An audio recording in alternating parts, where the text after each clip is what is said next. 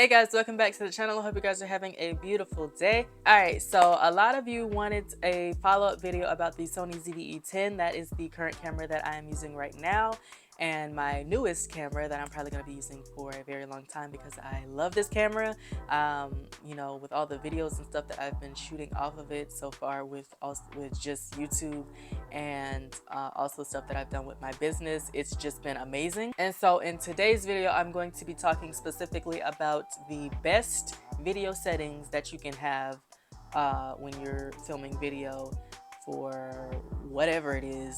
These are just like some of the best video settings that you can have for the Sony ZV-E10. Now, of course, some of these things may be preference-wise, but just from my personal experience and doing my own research, I have found that these are the best settings to set your camera to. So, this video will be for those who are just getting a new camera and, may not know specifically about the settings or what to do with all that kind of stuff. So yeah, so if you guys enjoyed this video, remember to hit that like button, subscribe, share to your friends, your family, anybody that you can think of. Turn your post notification bell so that you're notified every time that I upload another video. Leave all of your thoughts in the comment section down below. Follow me on all of my social medias other than in the description. And with all of that, let's hop straight into it. All right, so the first thing that you'll want to look at is the shooting mode. So where you're going to want to go is your settings. That is in the menu.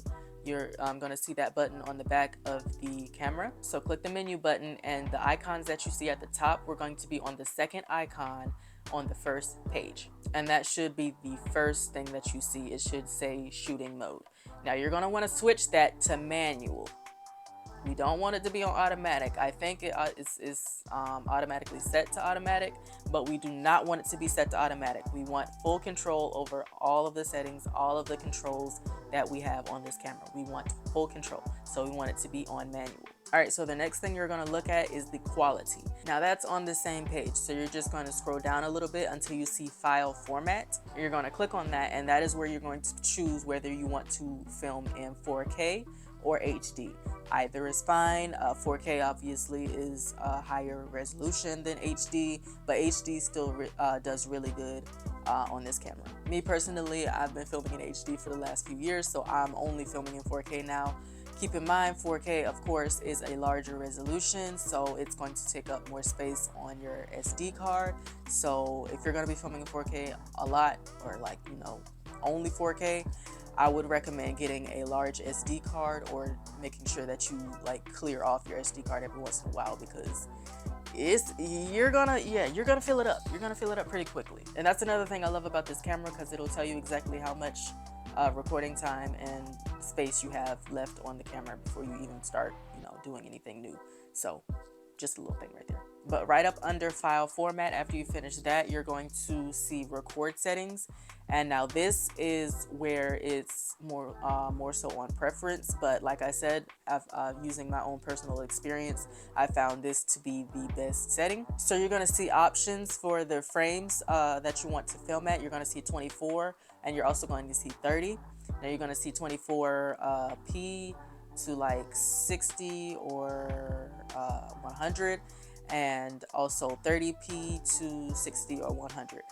Whichever you choose, 24 or 30 frames, you're going to want to make sure it's at 100 for both. So you don't want to do 60, you want to do 100. So 24 is the most natural looking when you are filming. 30 is a little bit, it's a little, I don't know, it can be described as weird a little bit, but some people like to film in that. I'm gonna stick with my 24 frames, and yeah. Now if you don't see the same numbers, if you don't see 24 or 30 and you see a number like 25, that's probably because your camera is set to PAL instead of NTSC. So to change that, you're going to go to the fifth icon on the second page, and it should be the first option. And you'll just click that, and it should switch that around.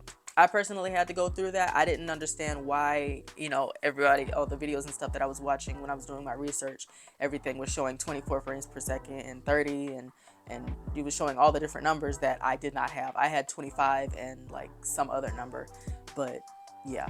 All right, so once you're done with all of that, you're gonna go back to the home page where you or actually in the camera. And then you're gonna wanna hit the button that has FN on it. The first thing that we're gonna look at on that is the audio settings. So you're gonna see the audio levels, and I don't know what it's gonna be set to already, but you're going to wanna turn it down if it's all the way up.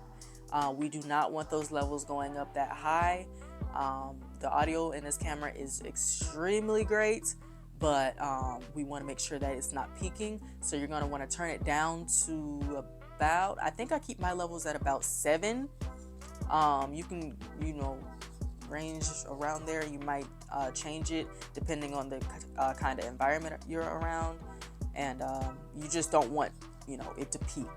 So the next thing is the focus mode that is right next to it. So what you're going to want to click for that is AF-C, and that is for autofocus continuous. After that, you're going to go to the next slot, which is over from that, and that is the focus area. And you're going to want to switch that to wide. You want that wide angle focus area. You want it to focus on every time. Now, I know we said we weren't doing nothing automatic, but that is the only thing that is automatic. Everything else we have full control over. And that's just because when you're moving around and stuff, filming, you want it to be able to track and focus. That's the only thing that I would recommend, being automatic. I wouldn't recommend you setting anything else to automatic.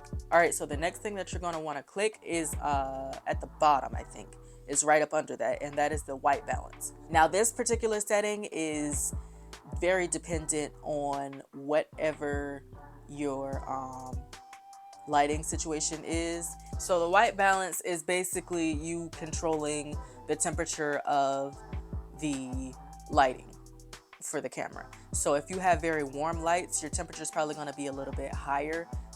You set the temperature on the camera to match the temperature of the light so that it looks most natural. So you don't want anything looking too warm or too cool, so you're going to adjust it depending on the kind of lights that you have. The next thing that we're going to be talking about is the ISO, what your ISO is going to be set at. Now this is going to impact your video greatly, and I only just found out about this like a year ago. So yeah, this is going to be great, because I didn't know this at first, but apparently your ISO is supposed to be as low as it can go. The more ISO that you have in your video, the more grain it's going to have, and the brighter it'll be, like it'll be more exposed, and it'll just look not the best. And so when you turn that down, you're taking away most of that grain. The lighting is lower, but if you have the correct lighting, that controlled lighting, like you have external lights, then you can literally operate everything off of that and it look amazing like this. You don't have to worry about it being too bright. You don't have to worry about it being too low. So in order to change your ISO, you're going to want to click right on your wheel, and it should pop up on the left side of the camera, and you just scroll and see all the numbers. The lowest that it goes is 100, unless you have another lens and it goes lower than that. I don't know.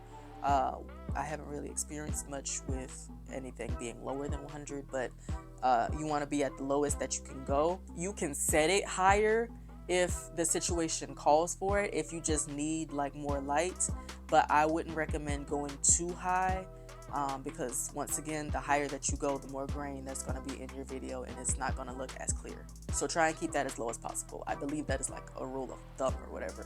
So yeah, try and keep that as low as possible. All right, so we're going back to the frames. This setting, you're going to want to rotate the same wheel that you just clicked right on for the ISO. You're going to want to rotate it, and that is going to pop up for the frames. You're going to want to have the number on the bottom set to double whatever frames you did for the record settings. So for example, if you chose 24 frames per second like I do, you're going to want to have it set to 1/50. If you chose 30, then you're going to want to have it set to 1/60. It's going to be double whatever that number is. And at the top of the camera, there is a rotate dial that determines like how much light you're actually letting into the lens. That's like your f3.5 or f4 or f5 number. So the higher that it goes, the less light that the lens will let in, and the lower the number, the more. It could vary depending on the actual lens that you use. So yeah. But yeah, guys, those are just a few tidbits about the video settings that you can set your camera to if you're getting a Sony ZV-E10 or just any camera in general. I believe these settings are really good for really any camera. Like, these are just really good video settings. So I hope this video helped a lot of people out. I'm probably going to be doing a lot more videos on the camera, and I hope you guys enjoyed this video. Remember to hit that like button, subscribe, share your friends, family, anybody that you can think of. I will see you guys in the next video, and remember to stay positive.